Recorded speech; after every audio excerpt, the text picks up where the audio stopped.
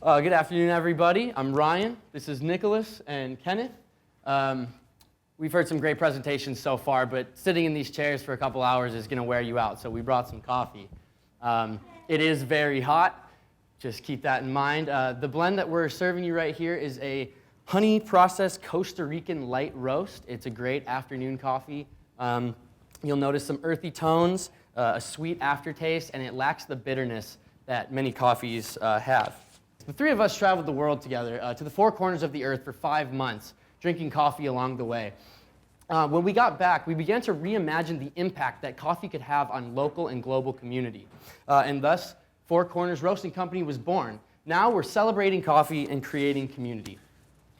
We're an Orange County startup, hand roasting coffee in small batches. These beans will contribute to the $48 billion American coffee industry, of which our target segment controls 51%. We're confident in our business because of the passion of our team, the quality of our product, our focus on community, and the local demand for specialty coffee. So now many of you have had a chance to taste our coffee. Is it good? Yeah, awesome, great. Glad to hear that. We're catering to the growing demand for specialty coffee and artisan products. Do any of you guys drink craft beer? We got a couple. Have any of you ever shopped on Etsy for a handmade item? And what about, have you ever noticed that like a restaurant that you eat at has their products locally sourced? So this is what we're offering. Our price point is competitive, but our selling point is intensely unique. We are going to offer 10% of our sales as charitable donations to local and global initiatives. Compare this with the 1 to 5% that most companies give of their profit. Now that Nick's joined me back up front, I'm going to hand it off to him. Today alone, 45 million people drink specialty coffee. This $48 billion industry is projected to grow at a 3% compounded annual rate over the next 3 years. The specialty market coffee segment of this industry grew 11% from 2011 to 2014. Let's put this in perspective. If we capture 0.1% of the specialty coffee market, our revenue will be $2.5 million. We recognize there are some significant brands already out there. Our most direct competitor will be Delta Cafe Roasting Company, an artisan roasting company out of Fountain Valley that delivers B2B and B2C. Taking a step back from that are places like Coffee Tomo, a roaster here in Irvine that does artisan coffee but sells out of a brick and mortar storefront. Indirectly, large convenience coffee chains such as Starbucks and Peet's Coffee will compete with our company. Finally, brands such as Folgers and Nestle will compete with us indirectly as add-on items to the routine grocery run. Above all of these competitors, we sell more than just coffee. We are offering the opportunity for people who enjoy drinking great coffee to do so while benefiting others. Like Nick said, we're going to sell our coffee to people who love drinking great coffee, but we have identified a target market. We specifically want to sell to Orange County coffee drinkers who are interested in outreach, charity, travel, and lifestyle brands. We're really encouraged by the statistic that of the roughly 3 million Orange County residents, last year alone donated $17.6 billion to charity.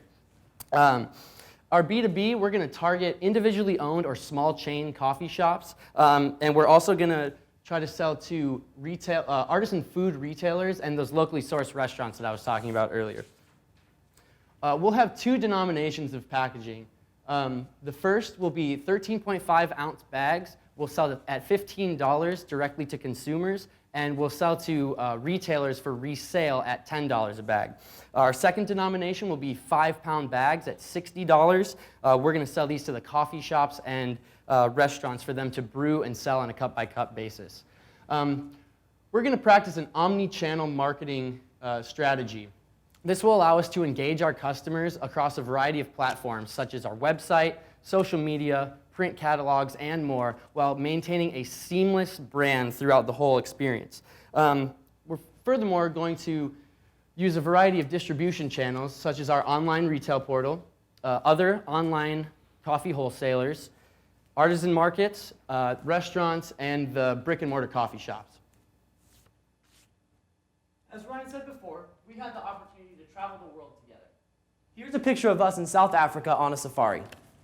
Our strengths and our excellence as a team is built on our strengths as individuals. I'm Nicholas Bedell.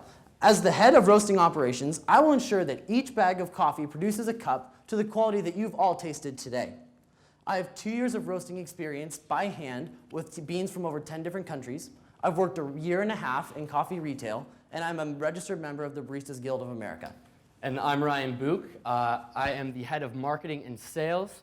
It's my job to make sure that people drink the coffee that this guy roasts.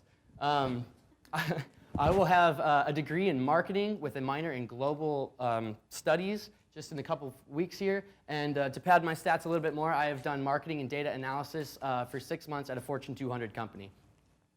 And I'm Kenneth Reyes. I am the head of business operations. It's my job to make sure that our business is heading in the direction that we want it to go. I also will be graduating shortly with a degree in marketing and a minor in global studies. Additionally, I have worked 2 years for an Orange County startup.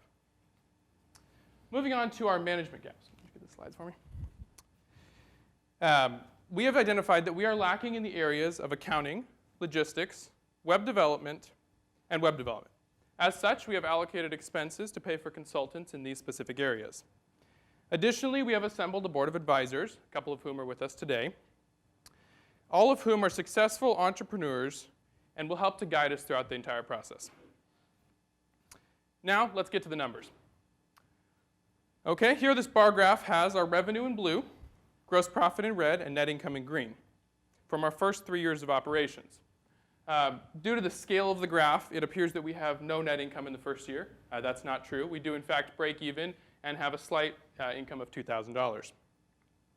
And you can see our net income increases exponentially in year 2. This is due to a projected increase in our B2B sales and the fact that our G&A expenses and cost of goods will be proportionally lower in year 2 compared to year 1, looking at a percentage of total revenue. Our net income also has a healthy growth of 17% moving into year 3. And we're happy to announce that this gives us a gross profit margin of 44% in year 2 and year 3. And as you can see, our sales are nearly $500,000 by the end of year 3. And it's very important to note that these net income figures are after our company has donated a combined $100,000 to charity over these 3 years. Moving on to the balance sheet, let's look at our starting balances. These are all based off of our projected startup costs, which I will cover in detail in just a moment.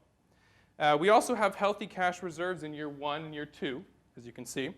And by year 3, we have a significant amount of cash in the bank, which we intend to use to expand our business in year 4. Looking at assets, we will be renting space for at least the first 3 years of operations, which means our only fixed assets will be our roasting and packaging equipment. Moving on to cash flows. We are cash positive from operating activities specifically in year 1, which means that we are able to generate enough cash to maintain a healthy business. Looking at our significant cash in year 3, as we mentioned, we will use this to further our company by building up direct imports, which will require adding additional personnel with industry experience. We also may require additional production equipment at this point. And looking at year 1, we have $25,000 in long-term debt from our startup expenses. And these debts will be paid in full by the end of year 2. Finally, onto our startup expenses. Our total cost of startup is $30,000, $15,000 of which will be used to purchase startup equipment. This equipment will allow us to achieve the scale that we project through the end of year 3 without requiring additional capital investment. 17% of our initial investment will be put forth by the 3 of us, and we are asking for the remaining $25,000 from you. This will be repaid in full with a 10% annual interest by the end of year 2. Our sales forecasts are attainable. However, there is always a risk, right? That we might not be able to fulfill this. The demand for specialty coffee could diminish despite the National Coffee Association's predicted market increase. Fortunately, because our capital requirement is low and the majority of our assets are easily liquidated, we anticipate recovering 50% of the investment in a worst-case scenario situation. Now that said, we are confident in the success of our business because we cater to market trends, we offer an excellent artisan product, and we have an unprecedented commitment to charity. We're asking for a $25,000 investment. Partner with us, and together we can reimagine the impact of coffee on local and global community. Thank you.